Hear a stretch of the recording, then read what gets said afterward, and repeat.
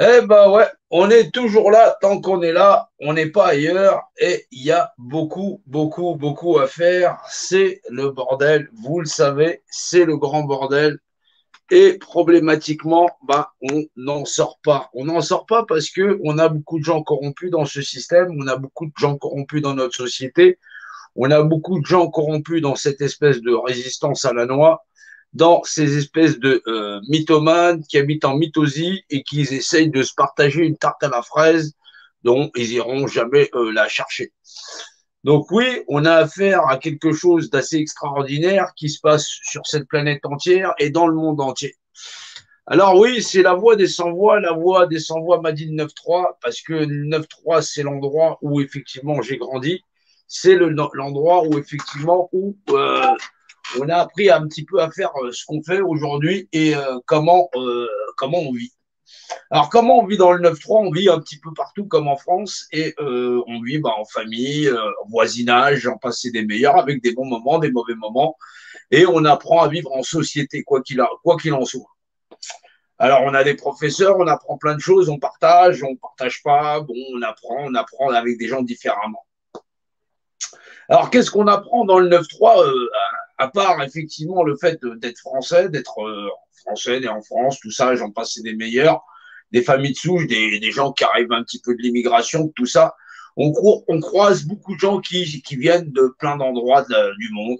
Et c'est assez extraordinaire parce qu'ils nous font découvrir leur culture. C'est assez intéressant parce que effectivement, bah, il y a des gens qui sont des vrais frères, il y en a qui sont des faux frères, et ils nous racontent aussi leurs histoires. C'est des histoires partagées, effectivement, qu'on peut avoir en France.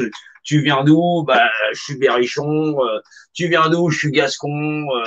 Ouais, je suis basque, patati patata. Je suis breton et ainsi de suite.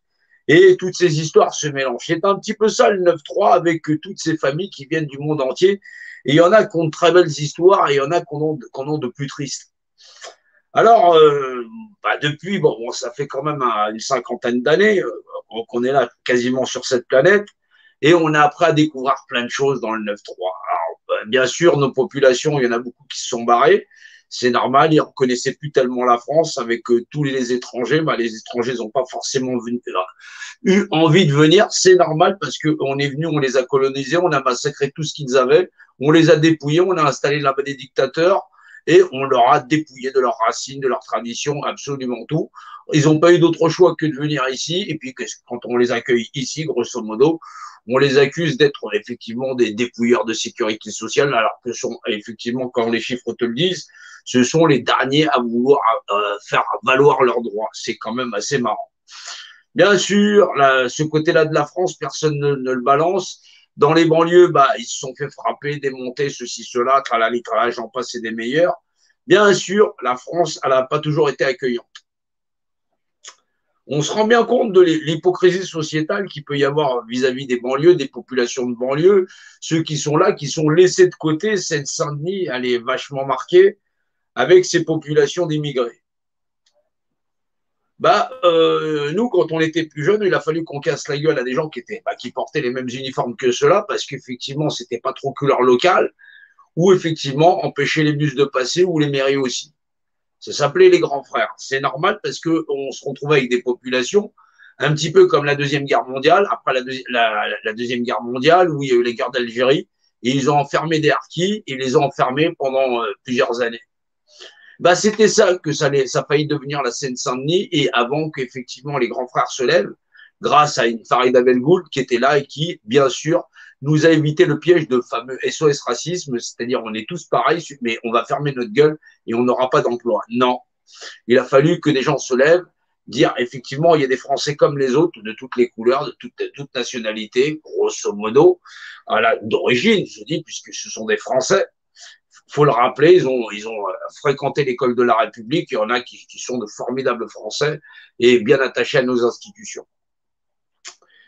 Et donc, bah, bien sûr, il a fallu faire admettre qu'il y avait des Français de toutes catégories, de toutes souches, de toutes classes sociales et qui n'aspiraient que grosso modo à exister dans la société. Bien sûr, c'était un piège, c'est un piège formidable parce on s'en aperçoit aujourd'hui, mais que effectivement la voie des sans-voix et les banlieues qui se retrouvent aussi sans emploi parce que c'est la précarité, n'ont souvent accès que même quand ils sont très diplômés à des postes sous-qualifiés Ça n'est pas une destinée. Bien sûr, on a réussi, nous, quand on était plus jeunes, à créer une brèche où, effectivement, ils ont eu accès à l'emploi. C'est pour ça qu'aujourd'hui, tu peux voir, effectivement, des Mohamed, des Rachid, des Mamadou qui conduisent des bus parce que à une époque assez reculée, il y a à peu près une trentaine d'années, non, ces emplois, il n'y avait pas accès. Bien sûr, on a cogné fort, on était spécialiste pied-point. Et donc, on cognait quand même assez bien. Mais la génération des grands frères s'est éteinte et on est aujourd'hui tous très vieux.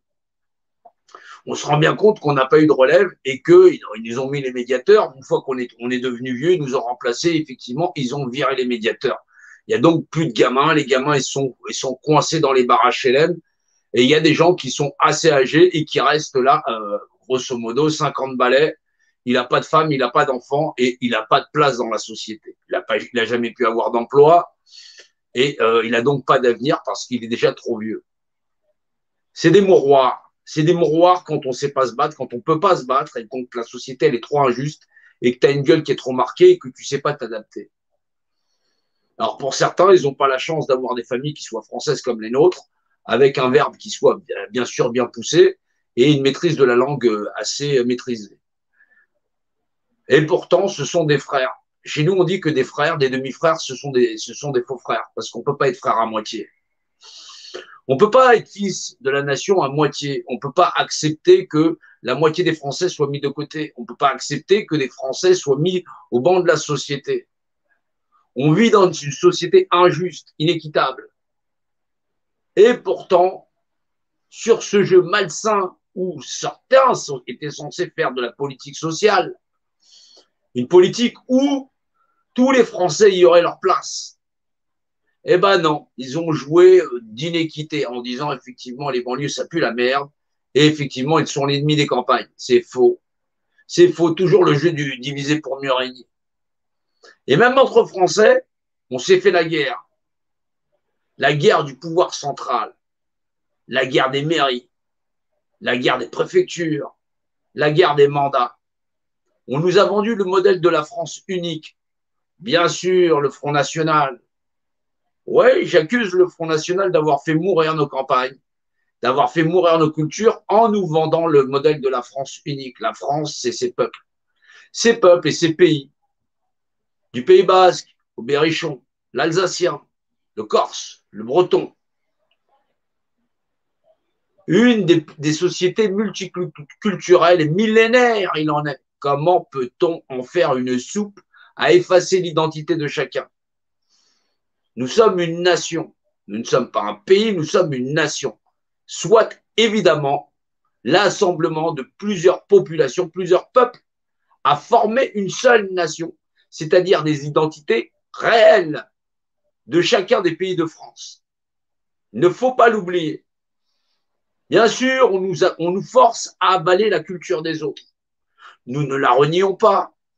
Nous ne renions pas les étrangers et leur culture. Mais la France en possède plus de 1000, elle aussi. C'est le pays,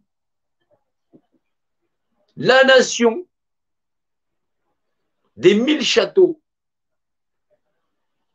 Ces paysages merveilleux. Nous avons en France montagne, mer, nous avons les marais, nous avons tous les paysages du monde dans une seule nation. Nous avons de multitudes de langues que nous laissons mourir sous le fait de nous avoir fait avaler la culture unique de la France unique.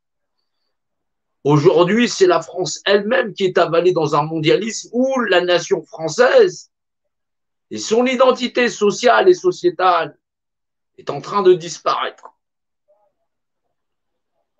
On apprend beaucoup dans le 9-3. On apprend à respecter les autres, leur culture, et on apprend aussi, nous, à leur faire découvrir la France et ses traditions. C'est normal, c'est le partage. Les gens voyagent, ils oublient leurs traditions de leur propre pays, ils arrivent ici en étranger, en oubliant les coutumes de chez eux, et effectivement, on se mélange. On se mélange parce que, effectivement, à un moment, on dit on est tous français. Excuse-moi, tonton. T'es français d'où? Ben, je suis français de Bretagne. T'es français d'où? Je suis français du Pays Basque. T'es français d'où? Je suis corse. T'es français d'où? Je suis gascon. T'es français d'où? Du Limousin. T'es français d'où? Je suis de Nantes. Et tous les Français ont un pays de France ou un pays affilié à la France ou même à ses colonies. Ils aimaient à dire liberté, égalité, fraternité. Eux aussi, ils y ont aspiré. Et qu'est-ce qu'on leur a vendu? Bah, une étiquette comme dans un supermarché. Et ils ont le droit quoi? De la haine et de la violence. Des matraques, du gaz, du diviser pour mieux régner. C'est la faute d'un tel, c'est la faute d'un tel, c'est la faute d'un tel. Aujourd'hui, on se fait dépouiller de notre nation. On est incapable de la défendre. Et pourtant, on nous a initiés à la France unique. Bah, c'est incroyable, pourtant, ce qui est en train de nous arriver. C'est en train d'arriver au monde entier. Il y a eu les gilets jaunes. Bah, les banlieues, elles n'ont pas voulu bouger. C'est normal. Qu'est-ce qu'on leur vend? Du vent. Est-ce qu'on est capable, au moins, de se donner la main en disant, il y en a marre, on est tous en train de crever. Il y en a marre, est-ce qu'on va tous pouvoir marcher, main dans la main, honnêtement, et pas pour mettre nos bulletins dans l'urne, pour pouvoir dire que c'est fini. C'est fini avec ce monde sociétal, avec une dictature interminable et qui va devenir mondiale parce que, grosso modo, on ne saurait pas se bouger le cul. Non, on te vend de l'hydroxyvaseline, où 0,0% des gens sont devenus le point d'achoppement pour pouvoir dire et pouvoir entuber 99, je sais pas combien de pourcents des gens. On a affaire à une formidable machination où tout le monde a été hypnotisé et personne n'est capable de dire stop. On n'a pas de leadership. On n'a pas de raison, on n'a pas de raisonnement. Et pourtant, cette histoire, elle est plus compliquée qu'il n'y paraît. Elle est vachement plus compliquée parce que les gens me connaissent, je fais des pyramides et ils disent, mais qu'est-ce que tu fais, le père Jean? Bah, c'est normal, c'est très compliqué. On ne va pas venir maintenant de cette histoire de pyramide. Ce qui m'intéresse, c'est un peu les échanges humains qu'on a pu croiser dans le 9-3, dans ces banlieues, parce que bon, il n'y a pas que le 9-3, mais on retrouve ça un petit peu partout en France, avec des cultures, des gens qui sont dans le partage, un petit peu quand on était gamin, qu'il y avait moins d'étrangers, et qu'effectivement, on avait du mal à avoir du sel et qu'on se partageait. On allait taper chez le voisin, t'as pas un bout de pain, t'as pas du sel, t'as pas ceci, t'as pas cela. Donc, c'était un petit peu la soupe aux cailloux, mais au moins, on était un petit peu habitué à notre misère. Mais on se rend bien compte que les pouvoirs locaux ne faisaient pas le maximum. Ça, il faut bien s'en rendre compte. Si les hommes avaient tant à faire de l'histoire des hommes, ils n'auraient pas tant à faire pour les hommes. Non, les hommes, ils aiment se préoccuper des problèmes des hommes et surtout qu'ils les gardent parce que sinon, ils n'auraient plus d'emploi. Alors, on va s'occuper de vos problèmes. Voilà, on va s'occuper des problèmes de France et on fait en sorte que ça continue. C'est un petit peu ces espèces de dealers de drogue qui essayent de te refiler la cocaïne en te disant t'inquiète pas, tu vas t'y habituer et puis tu vas t'y habituer, tu vas bien finir par en crever, je vais leur fourguer à d'autres. C'est la même technique avec les gouvernements. Ils te bourrent, ils te bourrent, ils te bourrent, ils te bourrent, ils te bourrent, ils te droguent avec, ils te gazent avec leur bouche. C'est un truc de fou. Ah ouais, dans le 9-3, les gens, ils ont appris à être solidaires. Alors, dans les quartiers les plus pauvres, ils ont moins connu la galère que le reste de la France, où effectivement, ceux qui ont pris une grande raclée. C'est normal, ils étaient déjà pauvres. Alors, qu'est-ce que tu voulais leur enlever? En plus, ils font les travaux les plus merdeux, c'est-à-dire vider les poubelles, j'en passais des meilleurs, ils servent de bonnes à ceci, cela, ceux du 16e et machin chose. Eux, ils n'ont pas été emmerdés. Donc, du coup, eux, pendant la crise machin chose et ceci, cela, ils ont gardé leurs emplois. Essayez d'imaginer, on a fait venir ici tout un tas d'étrangers, c'est-à-dire des colonies qui étaient sous le protectorat français, normalement au territoire français, et on a réussi à leur enlever la nationalité. C'est ça l'histoire du Grand Empire.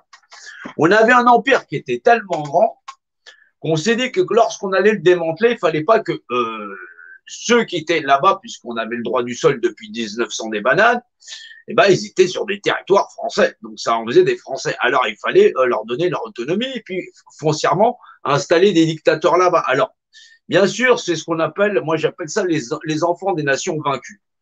Alors, ces enfants des nations vaincues qui occupent aujourd'hui les banlieues, ils sont vaincus deux fois, tout simplement parce qu'on a défoncé leur pays, leur nation, et qu'on a installé là-bas des dictateurs, bien sûr, qui vont pouvoir nous fournir les richesses, parce qu'on en profite bien encore aujourd'hui. Bah oui, on se gâte des richesses de ces pays étrangers, parce que on dit étrangers. Alors, il faut savoir que c'était aussi des colonies. Et on a installé tout un tas de systèmes dictatoriaux où ils ont des armées minimum. Vous regardez dans leur nation, en général, ils ont des armées qui tournent autour de 10 000 à 6 000 hommes.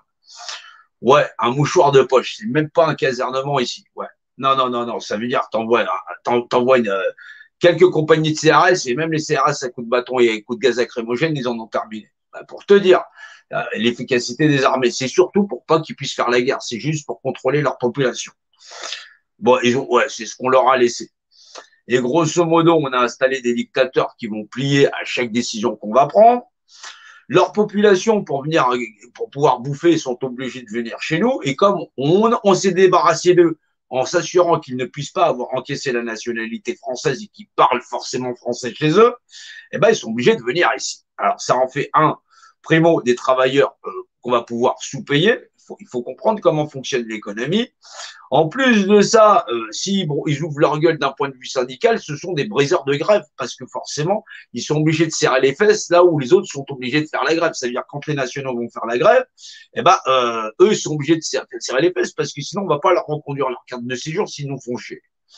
C'est un peu la politique nationale, c'est-à-dire fabriquer des citoyens de seconde zone, voire même de troisième, parce qu'avec la seconde zone, bah, les syndicats se sont adaptés un petit peu, même s'il y a des francs-macs dedans, machin chose, les syndicats se sont adaptés. Alors là, on en est arrivé où carrément le maximum qu'on a, c'est les sans-papiers.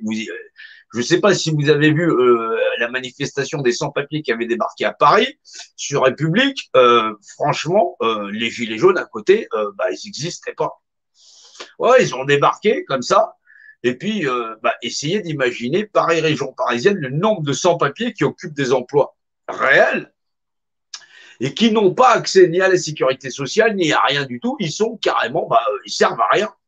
Ils ont le droit de fermer leur gueule. Bah, ils sont là, ils bossent, ils prennent leur fiche de paye. Comme c'est des sans-papiers, quand ils vont devenir vieux, bah, on leur demandera de partir. Ils n'auront pas le droit à leur retraite et que dalle, quoi.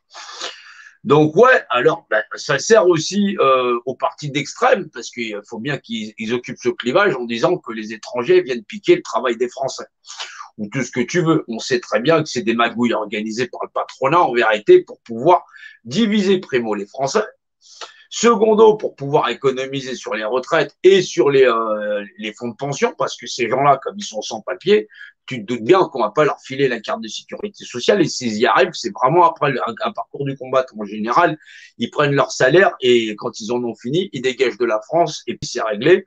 Et puis c'est tout bénéf pour l'État et puis pour le patronat et surtout, si jamais il y a un problème dans les entreprises où ils travaillent, bah, les travailleurs ne font pas le poids parce que les sans-papiers ou les immigrés sont des travailleurs précaires parce que s'ils ramènent leur gueule, on va pas renouveler leur carte de séjour. Secondo, eh ben, on va les dégager. On arrive à les loger en HLM, ceci, cela. Ça fait chier, bien sûr, les nationaux. Ça permet d'attiser les haines et tout ce qu'il y a. C'est ça que ça t'apprend le 9-3. Le 9-3, il t'apprend que, effectivement, on va donner aux nationaux, bah, rien que dalle.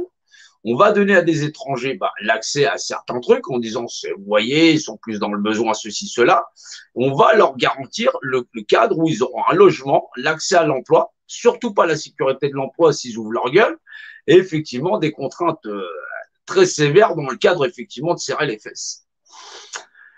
Et ça permet de mettre des zones sous contrôle, des banlieues qui sont quasiment contrôlées. Alors, en général, des fois, de temps en temps, bah, comme il y en a un bon paquet qui n'a pas accès à l'emploi pour serrer les fesses, forcément, ils vendent des barrettes de shit, puisque forcément, bah, ils se retrouvent avec que dalle. Donc, ça permet aussi à la politique actuelle de permettre de dire que effectivement, c'est des zones de non-droit. Alors, effectivement, tu as des pieds avec qui n'ont pas d'humour et qui se sont croisés avec le fils de Zorro, Zemmour, de ramener leur gueule et d'essayer de te raconter un petit peu n'importe quoi. Si, bah, celui-là, s'il vient, je l'encule. Bah ouais, je le dis clairement. Ouais, mais je vais l'enculer direct. Hein. Je te le dis tout de suite. Donc oui, parce qu'effectivement, il y en a marre de prendre les Français pour des cons et d'instrumentaliser un tel ou un tel de la population Ouais, bah, c'est une opinion. J'ai le droit de dire que je l'encule. Je suis désolé. Non, ça n'est pas une insulte publique, c'est mon opinion. C'est comme ça qu'on parle dans le 9-3. C'est très, très poli chez nous. Ouais, on dit, ah, je te baise. Ben, chez nous, on dit nique ta mère. Donc, si tu veux, c'est assez connu quand même. Donc, là, bah, on dit ma gueule, nique ta mère, ça veut dire que tu me fais chier ou des trucs comme ça. Ouais, c'est un peu du patois local. Ouais, c'est du patois local. Exactement. Quand je dis je t'encule, ça veut dire que bah, je vais l'envoyer discuter ailleurs. Ouais. Faut venir apprendre le patois dans le 9-3. Non, tout le monde n'est pas méchant, hein, ça finit pas toujours mal. Non, non, non, non, non, vraiment, c'est très gentil, c'est des trucs très chatoyants. Ouais, c'est une langue locale. En général, quand t'es gamin, tu te dis, mais attends, tu rentres à la maison, tu dis, mais attends, maman, les camarades, ils causent un peu comme ça. Bah, on te dit, faut pas répéter. Bon, foncièrement, tu discutes quand même avec les camarades et puis tu apprends à discuter un petit peu leur langage. Oui, ça fait un décalage avec mon langage habituel. Oui, je sais, je sais. On me dit, ouais, journaux, c'est quand même pas très châtié. Je sais, je sais. Non, non, non. À l'époque, si j'avais dit ça quand j'avais ma marraine, je te dis pas les oreilles que j'aurais eues. Non, mais t'as vu, déjà, sont quand même pas, c'est pas mal grandes, donc tu t'imagines bien que on a dû vachement tirer dessus. Ouais, bah ouais, regarde, vérifie. Ah, ah là là là. Ouais, j'ai pris un maximum. Ouais. Donc oui, bon, on apprend avec les populations, on apprend leur langue, on apprend leurs mots, on apprend leur culture, on apprend à partager avec eux.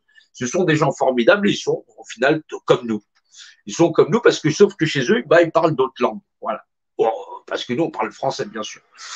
Donc, vous vous rendez bien compte qu'on a affaire aux banlieues, dans les banlieues, on a affaire à des Français ordinaires qui sont multiculturels, un petit peu comme si tu es chez toi, tu parles français, puis tu parles en fin de compte breton.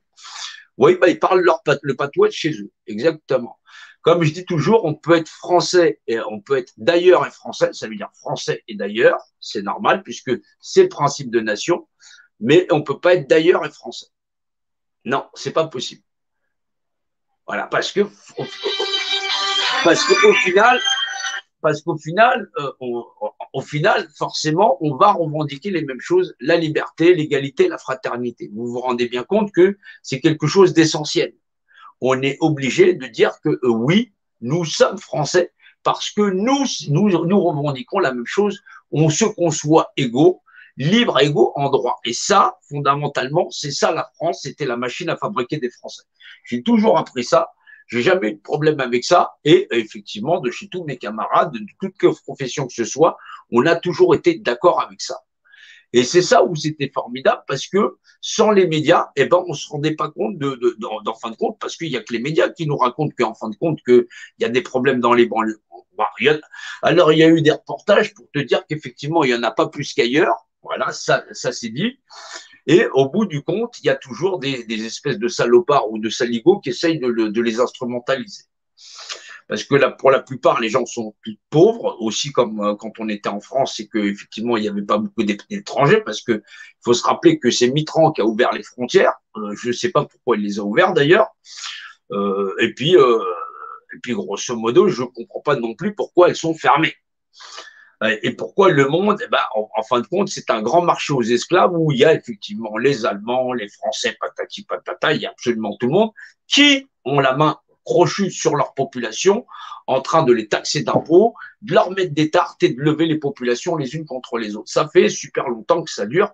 Et ben, il a fallu apprendre surtout pourquoi. Alors, les enfants des nations vaincues, à la fois, ils sont battus parce que leur nation, leur population, il y a eu des grands massacres. Les gens se sont fait défoncer leur gueule, tout ça, ils sont morts, ils sont crevés. Effectivement, tu regardes en Algérie, nous, on fête le 8 mai. Le 8 mai, en Algérie, c'est un jour où on a massacré plein d'Algériens comme ça. Et puis, on demande aux Algériens de France de fêter le 8 mai. C'est assez culotté quand même, ouais. Non, franchement, c'est culotté. Bah, viens fêter avec nous, on a massacré plein d'Algériens. Bah ouais.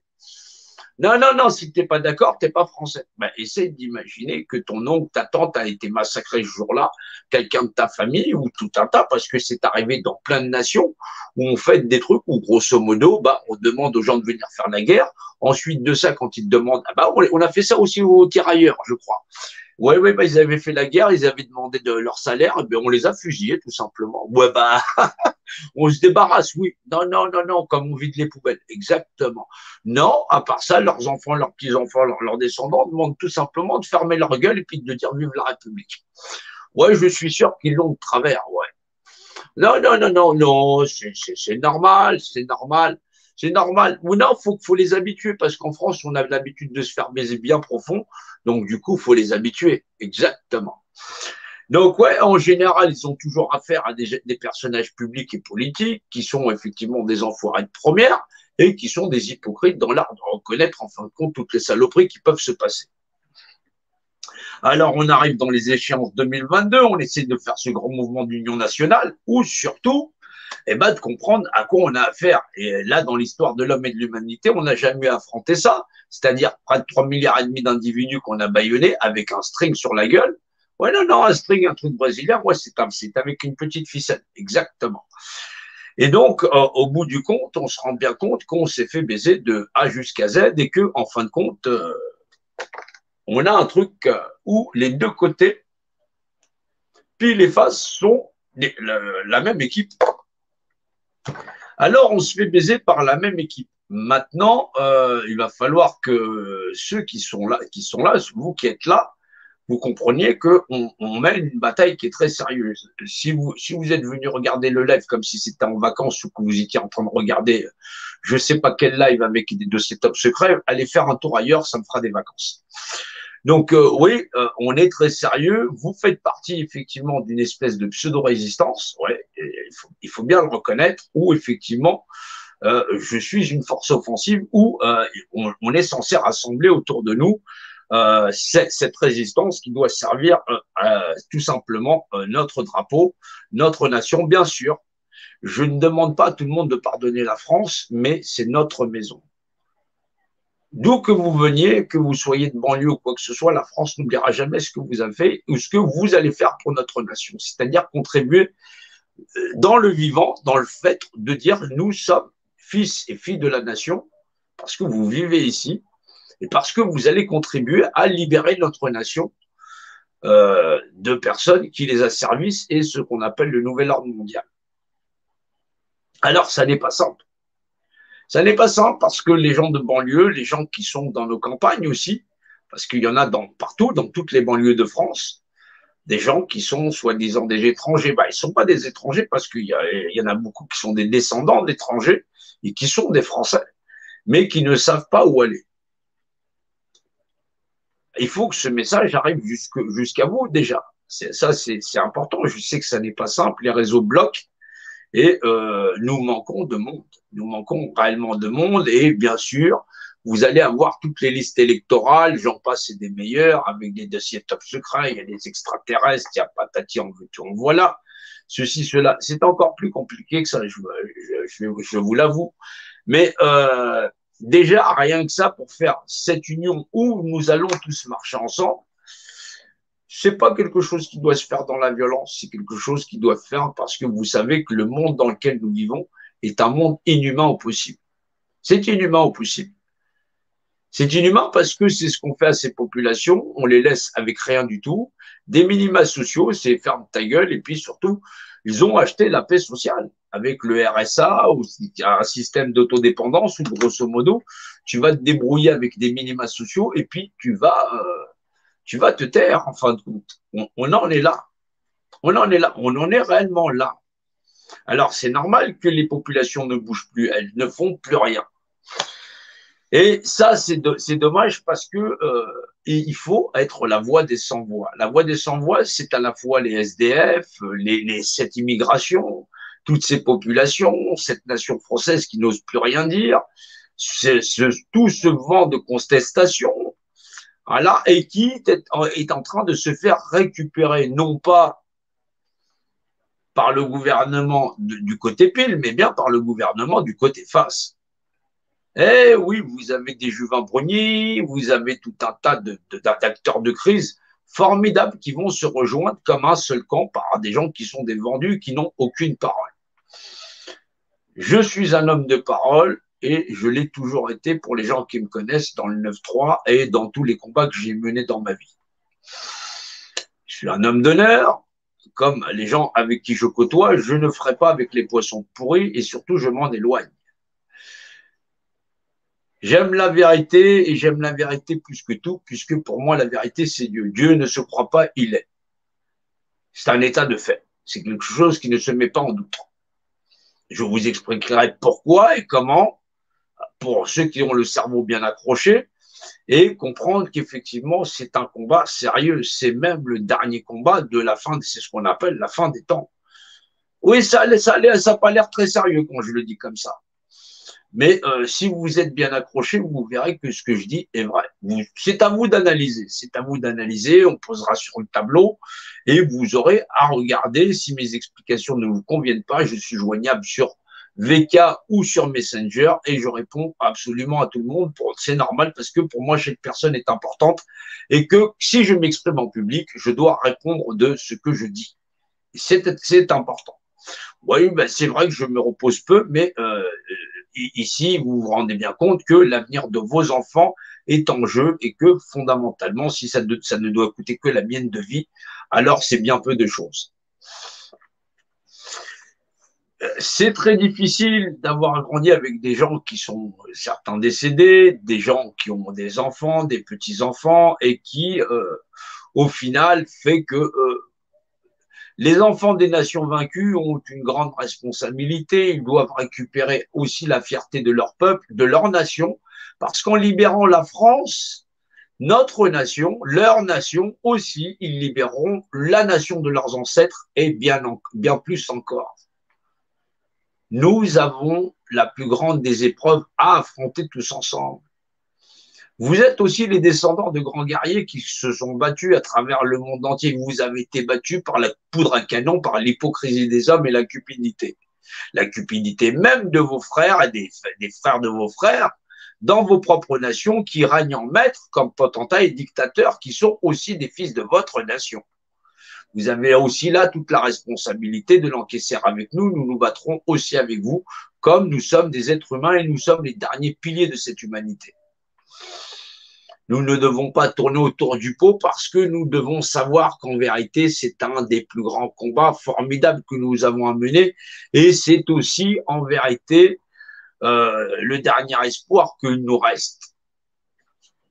Ne vous laissez pas emberlificoter par quelque chose qui touche 0,00% des gens. Cela est fait pour nous halluciner et pour permettre le vol du monde entier, c'est-à-dire de 99, je sais pas combien de pourcents des gens. Et c'est ça en vérité. Ils ont bâillonné nos enfants, ils ont bâillonné nos familles, ils ont bâillonné nos compagnes, ils ont bâillonné vos compagnons, ils ont euthanasié nos grands-parents, ils ont empoisonné nos frères, ils empoisonnent notre eau, ils empoisonnent absolument tout ce que vous voulez et vous n'êtes pas dupes de cela. Ne vous perdez pas, nous avons des choses à faire, ne regardez pas derrière. Alors, je vais en venir à un petit peu comment ils ont mené cette opération dans l'art de nous prendre pour des cons. Hein, parce que pour nous prendre pour des cons, ils ne nous ont pas pris pour des cons, ils nous ont laissés. Alors, vous imaginez bien que, effectivement, si on regarde lucidement ce qui s'est passé à travers notre nation, à travers cette histoire de pandémie, où effectivement, c'est hyper dangereux pour 0,0% des gens. Oui, pour 0% des gens. Alors, on va y regarder de plus près. Voilà. Et vous devez être sérieux. Voilà. C'est bien sûr dans notre nation, pour les fils et les filles de notre nation, pour tous ceux qui y sont affiliés, même pour vous les sans-papiers, si vous comprenez le français, parce que c'est important et de comprendre ce qui s'est passé réellement. Alors, vous connaissez, c'est le jeu de la galette. Voilà, c'est une galette. Voilà, ça c'est 50%. Voilà, ici on a 50%, 50%. Voilà, 50%. Effectivement, on a un virus très terrible, abominable, qui peut tuer absolument tout le monde à partir du moment où vous faites partie des 0,0% des gens. Oui, je le dis bien, quand vous faites partie des 0,0% des gens. Alors, 0,0% des gens sur cette galette, si j'y mets quelque chose, là, on a 25%, Voilà, 25%. Alors, 0,0% des gens, c'est un petit peu cette partition. Voilà, c'est tout juste ça. Alors, on a effectivement une petite pièce, voilà. Et d'un côté de la pièce, on a les pour, voilà, les pour qui représentent le gouvernement. Voilà, la gouvernance. Et on a ici les contre. On va dire, on va appeler ça les médecins, on va appeler ça les complotistes.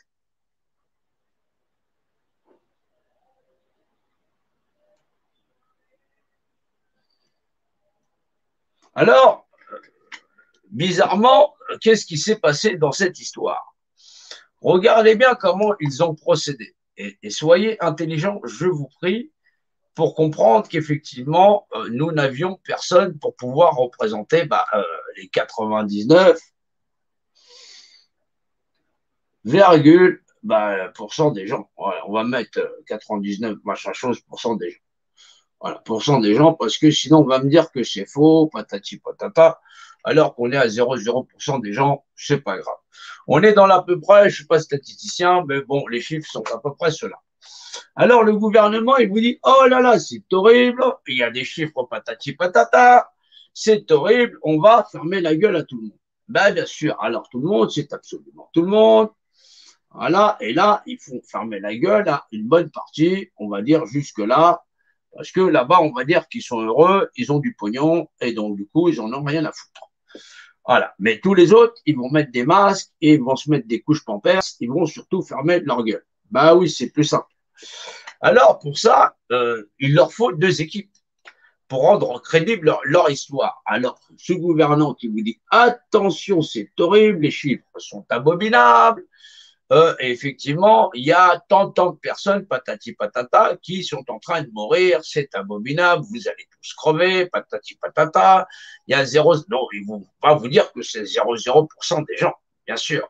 Ouais, soit en vérité 0,0 quelque chose comme ça derrière. Voilà. Euh, et donc, du coup, ils nous prennent pour des cons. Maintenant, pour que ça marche, il leur faut une équipe qui dise oui, c'est vrai, ils sont en train de mourir, les chiffres sont patati patata, qui vont polémiquer avec. Ça permet de faire fermer leur gueule à ceux-là qui vont regarder le match pour savoir qui a tort, qui a raison. Je sais, ça fait des gens qui sont pas très malins. Je sais. Mais c'est ce que je dis depuis le début, les humains ne sont pas très malins. C'est pour ça que quand j'explique les choses, on me dit, mais tu penses pas comme tout le monde. Je dis, ouais, j'ai évité d'être con. Non. Personne ne peut traiter une information auquel il n'a pas accès. C'est juste l'angle qui n'est pas le bon. Alors oui, techniquement parlant, alors cette équipe ne sont en vérité que les revers de la même pièce. Il y a un côté pile, il y a un côté face. Maintenant, ils ont embrouillé tout le monde parce que eux, ils contrôlent la gouvernance, ils contrôlent le pays et la nation, et ils font en sorte qu'effectivement, ils se bataillent avec cela. Maintenant, cela, qu'est-ce qu'ils vous disent? Ils sont pas gentils, ceux-là, ils sont même méchants. Ils sont méchants et ils sont pas beaux. Parce que pourquoi? Parce que ils pensent que 99,9% des gens sont des cons. Et ils ont bien raison, parce que ça a bien marché jusque-là. Ça a très bien marché. Ouais, très bien marché. Sauf que je suis un emmerdeur. Ouais. Je suis un emmerdeur parce que moi, ouais, je suis le gentil monsieur qui a décodé le code pyramide. Ouais. Physique quantique. Ouais, bien sûr. Ouais, j'ai oublié d'être con, c'est vrai. Mais c'est pas grave parce que ça sert à tout le monde. Donc, du coup, ceux-là, qu'est-ce qu'ils vont vous demander? Ils vont vous dire, ouais, vous êtes au courant, alors soit tu es avec le docteur Patati, soit tu es avec Patati Patata, soit tu es avec Patati Patata, on va créer une liste d'unions. Ouais, d'unions. D'unions, oui, c'est pour vous péter l'oignon. Une liste d'unions pour vous péter l'oignon. Et grosso modo, on va faire une liste pour aller voter contre eux. Ça veut dire qu'il faut que ça se règle dans les urnes. Ça veut dire va falloir aller voter dans les urnes. Et on vous propose de mettre un bulletin de vote pour savoir chez qui vous allez voter, ou à gauche, ou à droite, ou patati patata, ou la pseudo-résistance. Ça, c'est la résistance des complotistes. C'est un même club. Vous avez affaire au même club, ici et ici. C'est les deux faces d'une même pièce, recto verso. C'est un tour de passe-passe. L'ennemi là et l'ami là ne sont qu'en vérité les deux visages du même ennemi, celui qui vous nique. Alors, pour mieux comprendre, il faut savoir, il faut connaître notre constitution. Cette constitution, elle est très intéressante. Alors, quand on la regarde comme ça, il y a plein de choses à lire. Il faut regarder là-haut. Là-haut, vous y voyez un triangle, un œil, patati patata, ça vous ramène à tout un tas de trucs à la con ou machin chose, ceci, cela. Ça n'a pas l'air intéressant comme ça, mais c'est très intéressant. C'est le sigle de ça, ce qu'on appelle le nouvel ordre mondial. Alors, il n'est pas nouveau, il est même très très vieux, il est très ancien, il est affilié au culte égyptien. Le culte égyptien, c'est le culte des bâtisseurs, c'est le culte des pyramides. Retenez bien qu'avec 0,0% des gens, ils ont hypnotisé 99,999% des gens. Ce sont des gens très intelligents. Ils ne vous ont pas menti. Ils ont fait en sorte que vous regardiez une série télé ou une télé-réalité où la réalité a dominé dans l'esprit de tout le monde comme si elle était la vérité. Et cette vérité a permis de masquer la totalité des populations. Parce que si tu avais été médecin, tu aurais dit, écoute, ton truc qui concerne 0,0% des gens, je te conseille d'aller voir 0,0% des médecins et viens pas m'emmerder avec ton truc. Vous avez un silence radio des médecins. Tous les médecins qui sont là, on les a tous vérifiés. On leur a demandé des tests, des patati patata, aucun n'a collaboré. Sauf ceux qui sont dans notre équipe. Je remercie Jean-Bernard Frontillon, mais il est arrêté et il ne pourra pas bouger. C'est un membre éminent de notre équipe, mais on l'a fait taire et il ne pourra pas être là pendant un bon moment. Alors, on va arriver à l'histoire de ces pyramides, parce que cette pyramide, vous la connaissez, c'est la pyramide sociale, celle qui régit notre société et où effectivement la société dans laquelle nous vivons. Retenez bien ce schéma-là. Ils sont arrivés à nous hypnotiser avec une histoire de 0,0% des gens pour effectivement voler 99% des gens. C'est très grave. Très, très grave.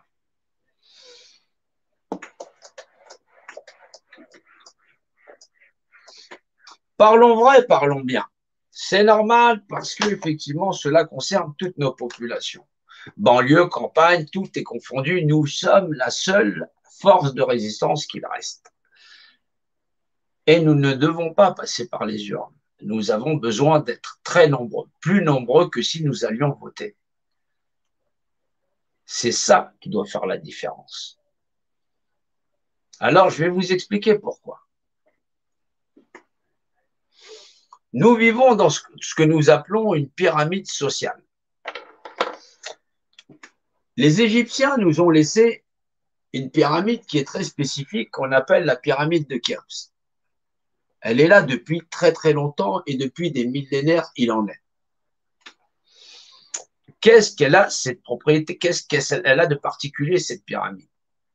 C'est là où il faut comprendre que c'est là où commencent les affaires sérieuses.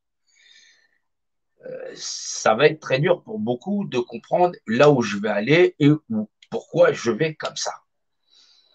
Je vous demande de me faire confiance. Faites-vous confiance. Juste parce que vous aimez vos enfants, parce qu'effectivement, il y a trop de sang qui a coulé sur cette terre et parce qu'ils nous ont fait ça. Parce qu'ils nous ont fait ça et parce qu'ils ne vont pas s'arrêter là. Ne cherchez pas la facilité, il n'y a pas de raccourci. Ne cherchez pas les raccourcis, cela ne vous mènera pas à la vérité. Je vous demande, s'il vous plaît, d'y regarder. Regardez notre constitution, ils nous ont enchaînés, ils nous ont attachés. Regardez la femme sur votre gauche et celle sur votre droite. L'une est prête à nous enchaîner, que l'autre nous montre le côté. C'est la vérité. Cette vérité, elle est là, elle possède une nature. Qu'a donc le culte égyptien? Qu'a donc réellement ce secret? Comment fait-on pour libérer les hommes et sortir de là? Le culte des pyramides, il est lié aux pyramides. Les pyramides ont une particularité, surtout une. La pyramide de Khéops, elle possède toute la mathématique de l'univers. Mais lorsqu'on est un petit peu spécialisé et qu'on comprend les choses, les mathématiques en soi, on comprend que les mathématiques, c'est le langage du volume qui la contient. C'est-à-dire que si j'utilise des mathématiques pour un volume donné, je n'obtiens pas le même langage et le même phénomène pour le volume donné. Pourquoi? Parce que pour calculer une sphère, il me faut une formulation pour les sphères. Pour calculer un cube, j'ai besoin d'une formulation pour un cube. Les mathématiques, c'est le langage du volume qui la contient, d'où le fait que la mathématique du sphère n'est pas celle d'un cube. Il faut le comprendre. Alors, qu'est-ce que ça donne? Si la mathématique, c'est le langage du volume qui la contient, les mathématiques, c'est le langage du volume, c'est-à-dire de l'univers, du volume. Et le volume sans cloison possède donc un langage qui n'est pas sa réglementation. C'est là où il faut être fort. Je sais que beaucoup d'entre vous seront forts, mais que vous devez apprendre à vouloir sauver et réparer ce que nous avons fait dans le passé, les erreurs des hommes et de l'humanité. C'est quelque chose de sérieux à faire. Ça prend du temps. On existe dans un univers, les volumes existent, puisqu'on calcule des volumes, dans un rapport dit de dimensionnalité. Je sais que c'est la partie la plus difficile et je vous demande de faire un effort. Les volumes existent dans un rapport de dimensionnalité. Ce rapport de dimensionnalité, vous les connaissez, c'est le haut, le bas, le devant, le derrière, et les notions de côté.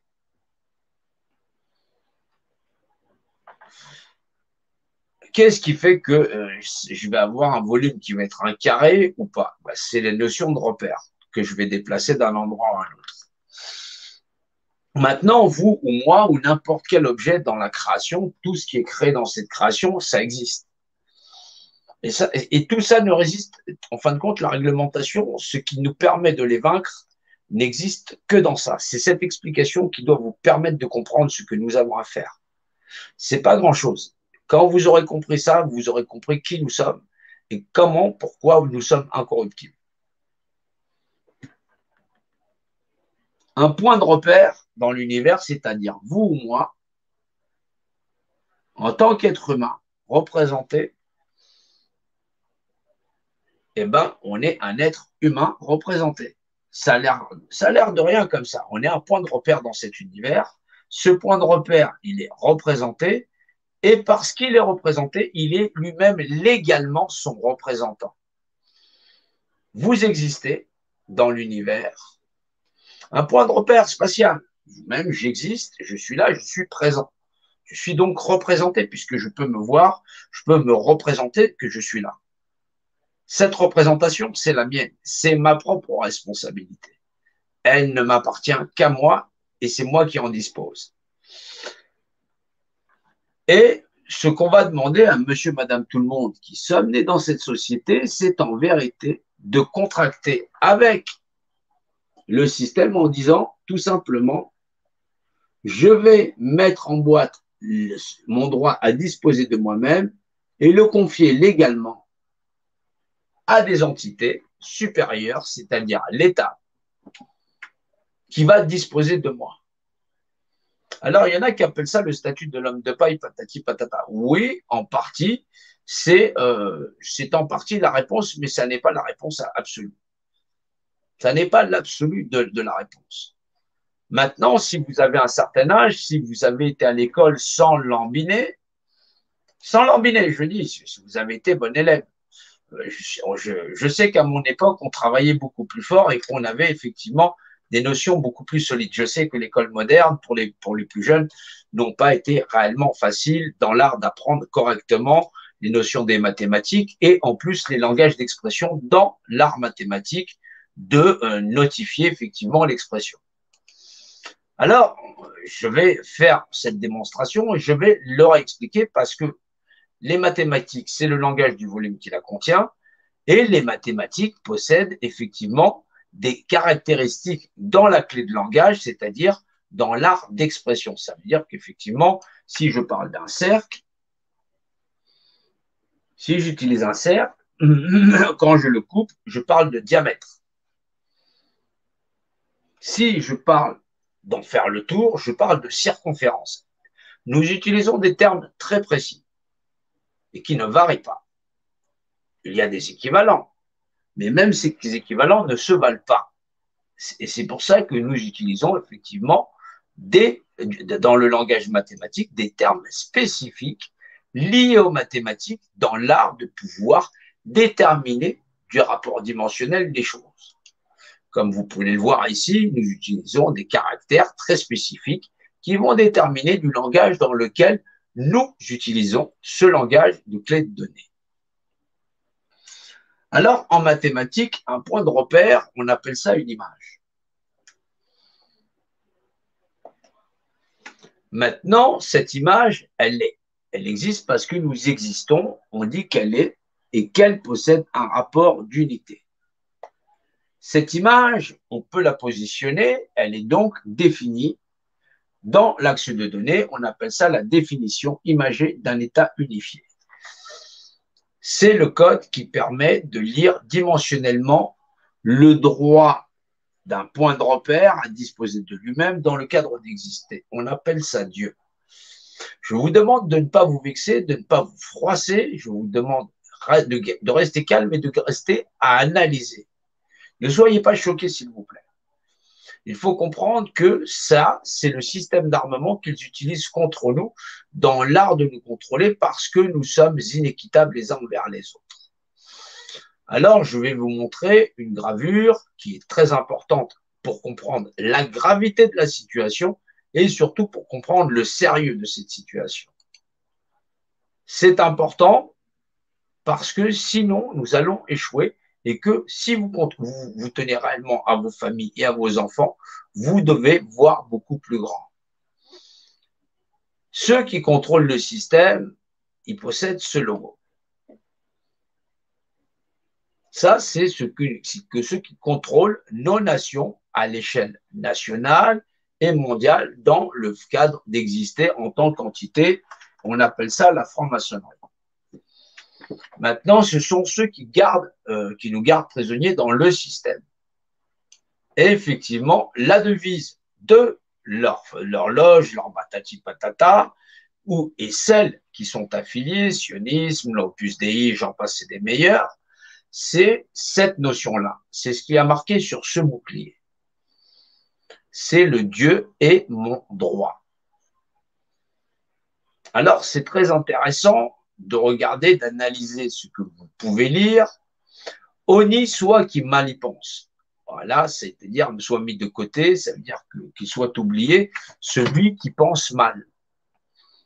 Voilà, qu'il soit mis de côté, Oni, voilà, Oxy presque, si on veut aller plus loin, Dieu est mon droit. Alors Dieu, effectivement, parce qu'il doit être lu ainsi, il doit être compris, au début était le verbe, et le verbe était avec Dieu. Je vous demande d'analyser ce que je dis, s'il vous plaît. Ce crayon, il est verbalisé dans l'espace. L'univers, il est verbalisé. Au début était le verbe était avec Dieu, j'en passe, c'est des meilleurs. Dieu, même dans les livres les plus anciens, il est qualifié d'unicité. L'unicité, le secret de l'unicité vaut pour une unité comme si c'était toute une unité. C'est un principe d'indivisibilité. Si je veux donner un nom à ce crayon, je suis obligé de dire c'est un crayon ou je ne sais pas ce que c'est. Si je dis c'est un crayon, je viens de définir que c'est un crayon. Si je dis je ne sais pas ce que c'est, je viens de définir que je ne sais pas ce que c'est. Définir ou pas définir, c'est définir quand même. Mais ça, dans le rapport dimensionnel, dans l'espace, c'est une image qui existe. Elle est, comme l'univers, il est. Et qui est, c'est donc la définition d'une image qui est et qui possède un rapport d'unité. Hauteur, largeur, profondeur, et j'en passe, c'est des meilleurs. Toute chose dans l'univers se perçoit de par l'esprit dans son rapport de masse et sa valeur structurelle dans le rapport dimensionnel. Et ça, dans la même valeur de l'esprit. C'est ce qu'on appelle le principe de sachant. Ça, c'est le langage dimensionnel de l'univers dans la valeur structurelle, dans le langage dimensionnel. J'ai utilisé là pour écrire Dieu, le langage dit dimensionnel. Toute chose se perçoit de par l'esprit, dans son rapport de masse et sa valeur structurelle, dans le rapport dimensionnel, dans le langage et la même valeur que celle de l'esprit dans le rapport dimensionnel. Je sais que c'est assez compliqué, peut-être que vous repasserez ce passage plusieurs fois avant d'essayer de le comprendre. Mais en français, un point de repère, c'est la définition imagée d'un état unifié. Un crayon, c'est donc la définition imagée d'un état unifié parce que je peux en prendre dans la valeur d'unité, la hauteur, la largeur, la profondeur. Et cela est une image, puisqu'elle est de nature dimensionnelle, définie, puisque je dis que c'est un crayon, une table, une chaise, ce que vous voulez, et où effectivement, en anglais, je dis je globalise une organisation définie. Dieu est dans le verbe. Il est dans la verbalisation, dans le principe de verbalisation. Bien sûr, ça n'est pas Dieu. Cela confère à deux choses de même nature les mêmes propriétés. Notez-le bien, cela confère à deux choses de même nature les mêmes propriétés. Un autre être humain en équivaut à un autre. Qu'il soit homme ou femme. Notez-le bien, comprenez-le bien. C'est des principes qui font des êtres égaux. On n'essaiera pas de vous vendre du vent. Vous devez savoir avec qui vous combattez et comment sont ces règles d'engagement. Sinon, nous n'aurions pas de chance de pouvoir nous en sortir. Nous devons être francs les uns avec les autres et nous devons être patients les uns avec les autres. Je sais que c'est compliqué. D'où que vous veniez, qui que vous soyez, vous devez comprendre que c'est un combat des plus sérieux. Oui, parce qu'on ne parle pas d'une pandémie, on ne passe pas à raconter des pyramides. Vous vous doutez bien que si je me fais chier à ce point-là, c'est parce que c'est très sérieux. Sinon, vraiment, c'est que je serais vraiment le roi des cons. Et je ne suis pas le roi des cons. Si je le fais comme ça, c'est parce que vos enfants sont menacés. Prenez donc le temps d'analyser et prenez le temps réellement. C'est important. Cela confère à deux choses de même nature les mêmes propriétés. Mais la propriété du volume appartient au volume. On peut décortiquer ce crayon. Son bouchon, ça appartient au crayon. Sa pointe, ça appartient au crayon. L'encre appartient au crayon. C'est très combiné. La propriété du volume appartient au volume. Vous êtes dans la pyramide. Cette pyramide vous prend pour des cons et vous voyez que nous n'arrivons pas à en sortir. Nous sommes prisonniers de sa législation, de son problème, de sa valeur constitutionnelle, de sa constitution. Donc, de sa propriété. La propriété de quelque chose, c'est sa constitution. Par exemple, pour ce crayon, je peux lui donner un code de travail. Tous les matins, je l'utiliserai à 9 heures. Je peux l'utiliser pour me curer les oreilles. Je change son code du travail. Je peux le tordre. Je change sa constitution. Ça va lui faire mal. Ou ça va faire mal à ce qu'il y a dedans. C'est ce qui arrive aux populations. On les tord, on les retord. Ils utilisent les populations comme si c'était des jouets. Ces objets-là ne peuvent pas exercer leur représentation. Ils ne peuvent pas être eux-mêmes leurs représentants. C'est moi qui exerce leur représentation. Mais si vous me donnez votre représentation, je serai votre représentant. Et donc, entre mes mains, vous n'êtes plus que des objets. C'est pour ça que les gens vont vers les gouvernements et disent, mais ils n'écoutent pas ce qu'on dit. C'est normal, vous avez acté et signé que, d'un point de vue légal, vous leur concédez la tutelle. Ils sont légalement tuteurs de vous-même par Dieu de la loi. Vous leur avez concédé la définition imagée de votre état unifié. Il est désormais la valeur du droit. Dieu est mon droit, c'est si l'univers pouvait vous parler, il vous dirait que Dieu, c'est-à-dire ce qui est égaux, ce qui est égaux, c'est la valeur légale est égale. Et donc, la valeur légale de la loi, de par la loi. Chaque fois que des individus concèdent à ce pouvoir-là, la valeur d'administrer, celui-ci a décidé qu'il y aurait des pompiers, ainsi de suite. Il peut pousser à lever les hommes les uns contre les autres. Une armée d'ignorants ne peut pas vaincre cet ennemi-là. Ils sont plus nombreux, ils sont très très forts. Maintenant, ils acceptent que nous passions si, effectivement, nous sommes suffisamment nombreux et que nous répondons à une énigme qui est celle du sphinx, qui est à 4 pattes le matin, 2 pattes le midi, 3 pattes le soir. La réponse, c'est le système Anubis, c'est l'univers. L'univers possède 4 dimensions, 3 dimensions physiques et une mentale, puisque nous sommes capables de l'apercevoir. C'est donc que l'univers n'est pas en 3 dimensions, mais bien en 4.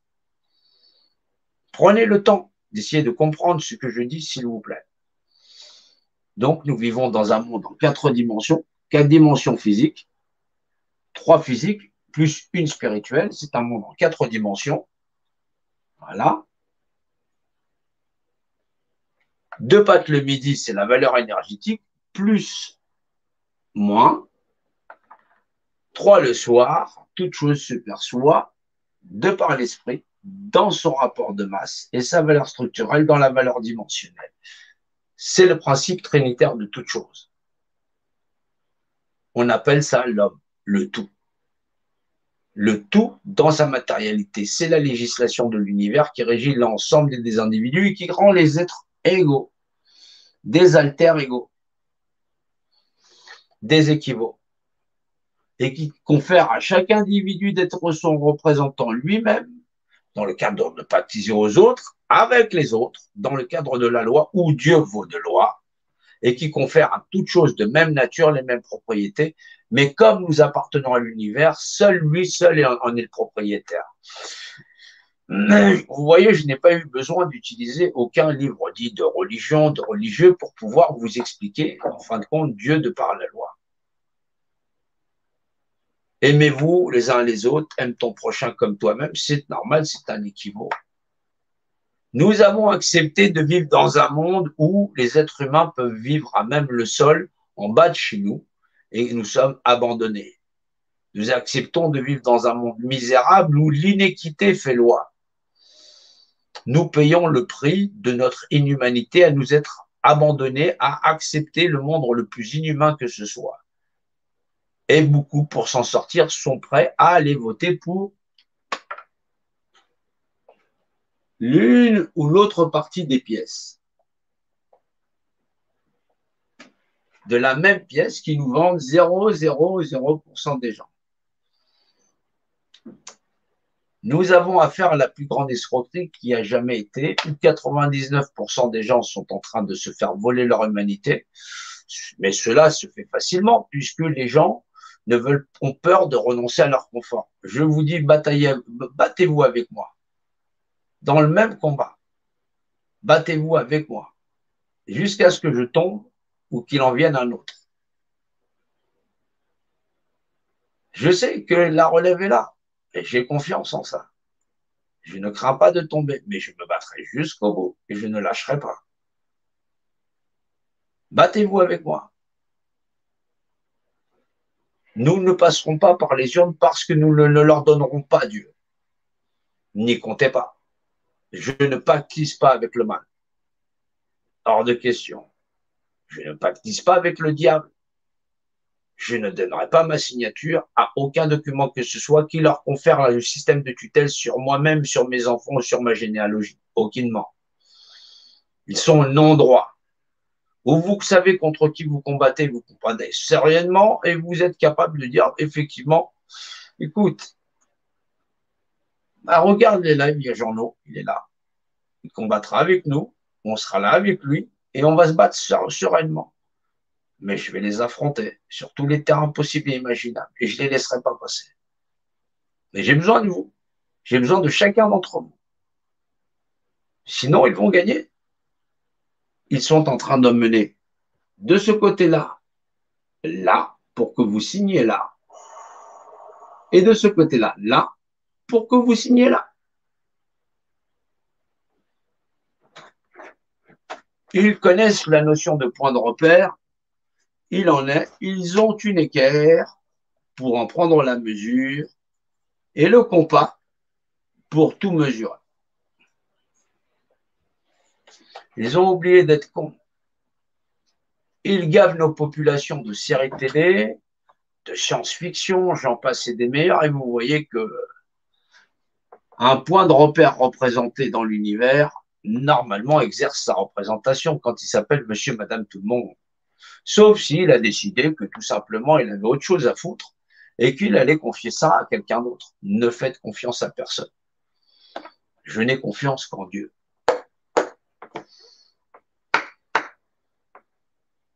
Il me permet de me rappeler que je ne vaux pas plus qu'un autre. Mais par contre, que je vais me battre comme un lion. Je ne lâche pas l'affaire. Je ne vais pas lâcher l'affaire. Mais j'ai besoin de vous. J'ai besoin d'êtres humains. Nous avons besoin les uns des autres parce que nous avons besoin de Dieu. Pas un Dieu imaginaire. Dieu, c'est la vérité. Regardez la force et la puissance et à quel point nous sommes mis à genoux parce que nous avons accepté de ne pas être des êtres égaux et que certains d'entre nous crèvent à même le sol et qu'on puisse passer à les regarder.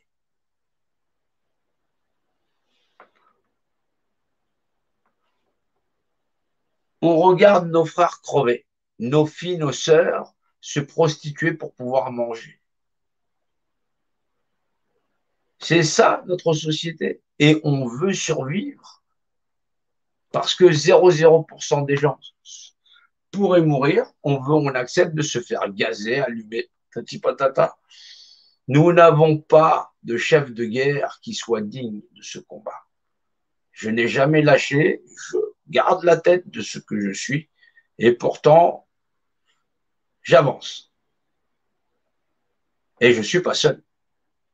Heureusement, je ne suis pas seul. Il y a tous ceux qui sont là depuis le début avec moi. Et je les remercie grandement parce que moi aussi, je suis avec eux. Ouais, je suis avec eux. Bah, on est un. C'est le principe d'unicité. C'est la loi. Et la loi, elle sert à tout le monde. Oui, c'est un grand combat que nous menons là. Mathématiques, physique quantique, humanité, accepter les différences les uns des autres. Il n'y a pas de jaune, de vert, de petit, de gay, de moins gay.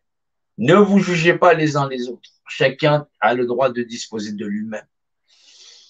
Rendons à César ce qui est à César. César n'est plus là. Et à Dieu ce qui est à Dieu. Acceptons la législation qui nécessite de passer cette barrière et d'en terminer avec ce combat.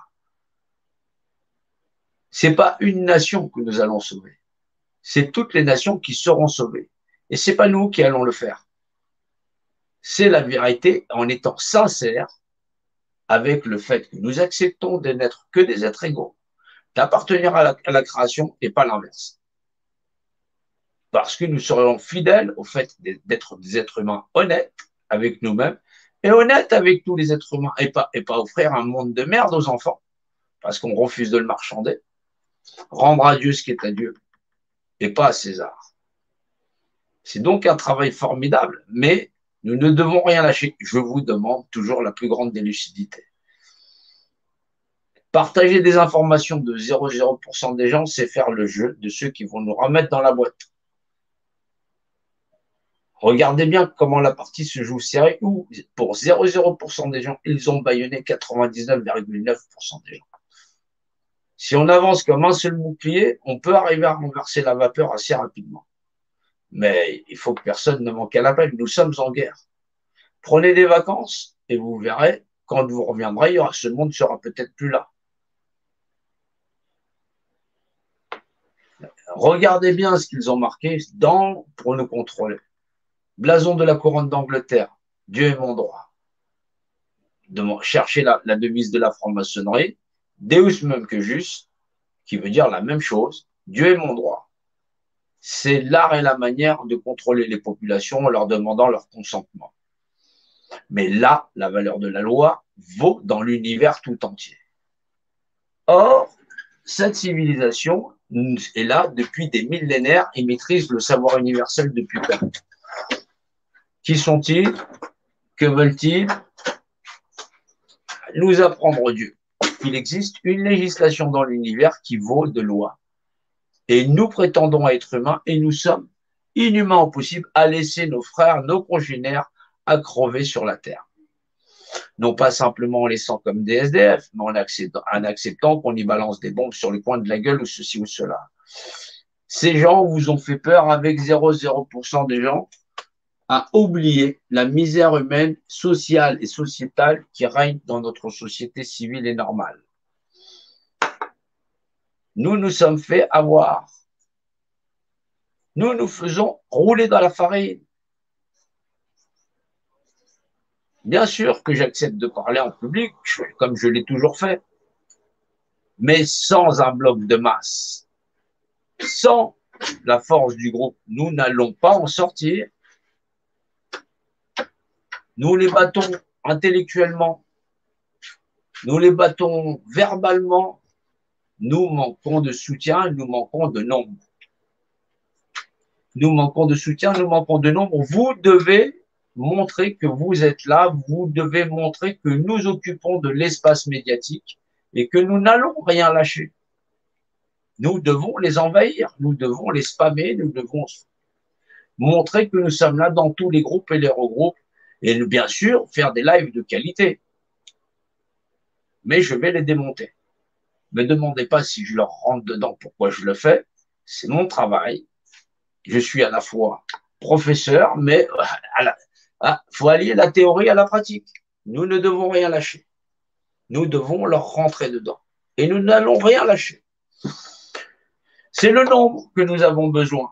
Plus en plus nombreux, nous nous associons effectivement avec les maires, avec les comités citoyens, effectivement, avec cette civilisation humaine qui veut retrouver son humanité, qui veut retrouver sa liberté. Tout le monde n'est pas encore rodé, mais vous voyez bien que nous devons arriver à montrer effectivement que nous sommes très forts dans tous les domaines, à la fois dans l'art de casser la gueule à nos adversaires, en mode 9-3, mais aussi en étant de très bons professeurs dans l'art de dire, effectivement, nous connaissons le secret de la dimensionnalité, le code 144 000. 144 000, c'est la structure de notre univers.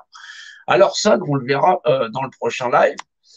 J'espère que ce live, pas trop long non plus, vous aura plu et que vous allez continuer à partager, à nous suivre, parce que nous sommes dans un vrai combat où, effectivement, l'essence même de ce que nous sommes, notre nation, notre drapeau, ce que nous avons fièrement, fils et filles de la nation, nous n'allons rien leur lâcher, rien leur concéder, pas un centimètre, nous n'allons faire qu'avancer.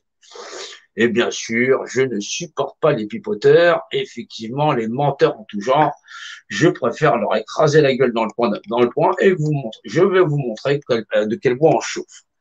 Bien sûr, je vous remercie grandement. Nous allons vous mettre le petit générique que vous connaissez tous, sauf pas tout le monde. Rappelons la valeur de la loi. Dieu est mon droit, c'est le droit pour tous. C'est normal. Je vous demande effectivement de ne pas renoncer à ce que vos croyances vous ont appris, la bonté, la générosité, l'amour de votre prochain, le respect des autres cultures, et effectivement avancer dans l'avenir avec votre voisin.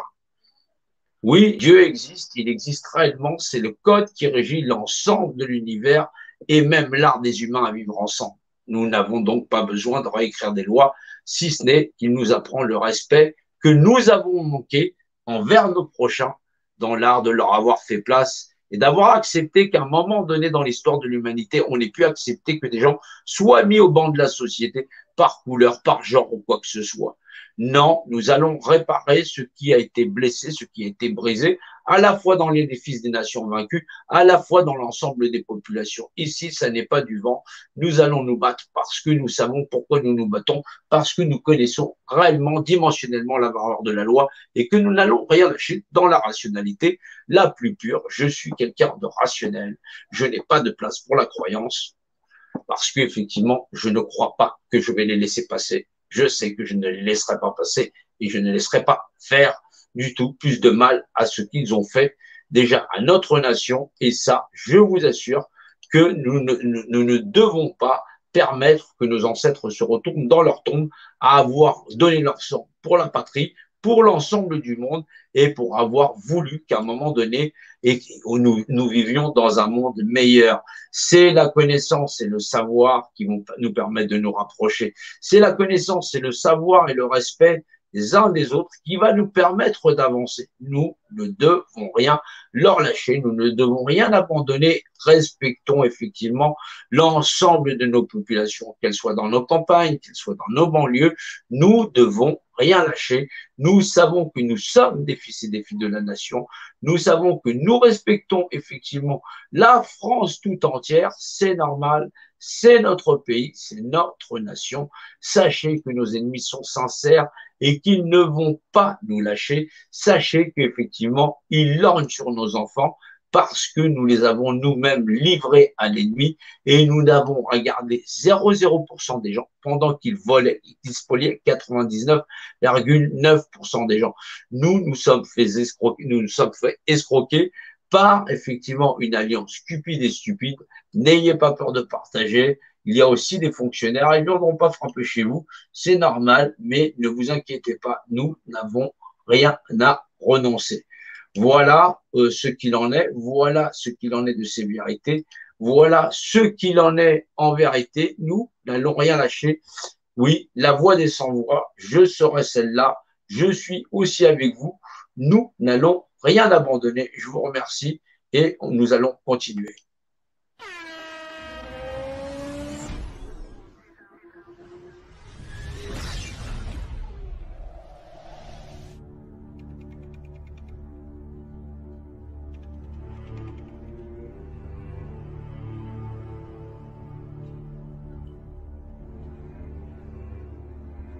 On est là dans le grand réveil de toutes les nations. Voulez-vous de l'humanité comme modèle de société? Il n'y a pas de problème, il ne va pas y avoir de mort, tout est sous contrôle, il n'y a pas à s'inquiéter, ça va rester confiné à la Chine. Si c'est pas ça que l'on veut, autant passer à autre chose. Mais la fin, ce sera la fin. C'est une vision du monde où l'humain n'est plus du tout capable de se débrouiller dans la réalité et l'humain est totalement démuni face au virus. C'est comme si nous avions tout à coup perdu aux alentours du 11 mars 2020. C'est comme si toute la population mondiale avait perdu son système immunitaire pour de bon et définitivement. Et donc on est en train d'essayer de nous faire croire que la seule solution pour revenir à une vie normale, ce serait d'accepter une vaccination et pour être sûr d'être bien vacciné, d'être tracé, etc. Sans quoi nous ne pourrions plus consommer, nous ne pourrions plus nous déplacer, etc. Dans un vaccin, figurez-vous, il va aussi y avoir ce qui, à mon avis, d'une certaine façon fait du nouveau cannibale, figurez-vous, des cellules d'embryons humains avortés. C'est pas simple du tout, c'est pas simple du tout. C'est pas simple parce que c'est le bordel. C'est pas simple parce que c'est le bordel sur cette planète entière. C'est pas simple du tout. Il faut choisir maintenant. Il va falloir non pas s'éveiller, mais il va falloir quand même se réveiller. Parce qu'il faut comprendre ce qui se passe réellement pour tout le monde. On se reverra.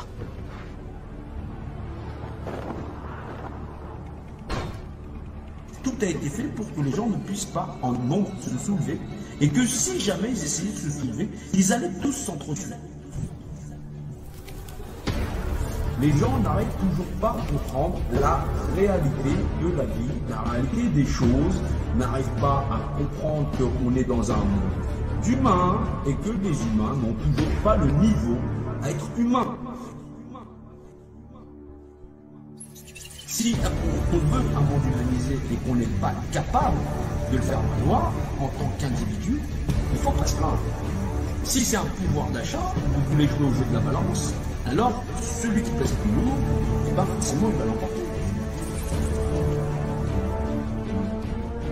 on les menace de mort, on les menace de les vacciner, de les pucer, mais les gens ne réagissent toujours pas parce qu'effectivement, pour le moment, on en est à essayer de négocier un pouvoir d'achat. Alors il va falloir quand même se réveiller, se secouer largement les puces. Comme disaient les Grecs anciens, le singe est toujours un singe, fût-il vêtu de peau. Or, nous pouvons constater à quel point notre monde en est plein de ces singes, de ces pauvres malheureux qui sont malhabilement de travestir ce qu'ils sont. Si c'est pas ça qu'il veut, autant passer à autre chose. Mais la fin sera la fin. Non. Il faut comprendre là où on est et qu'il va falloir donc avancer.